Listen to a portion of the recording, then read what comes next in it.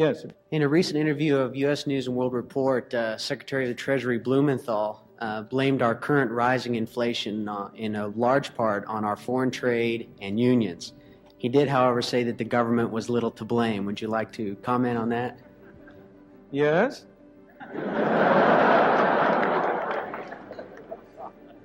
Unfortunately, it is one of the defects of our political system that we always put a Secretary of the Treasury and other high government officials into a position in which, when they make public statements, they are almost driven. Well, what's the word I want to use? I want to use a polite word, equivocate. Secretary Blumenthal knows as well as you and I do that inflation does not come from trade unions. That doesn't mean that trade unions aren't grasping. Of course they are. But they don't produce inflation for one simple reason. They do not own a printing press on which you can turn out green pieces of paper. The only such printing press is in Washington. I say printing press, of course, in the modern age we do it in a more sophisticated way. We use bookkeepers and accountants and computers. But it comes down to the same thing. Inflation is made in Washington because only Washington can create money. And any other attribution to other groups of inflation is wrong. Consumers don't produce it.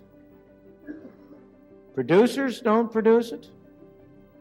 The trade unions don't produce it. Foreign sheiks don't produce it. Oil imports don't produce it. What produces it is too much government spending and too much government creation of money and nothing else. Yes, sir.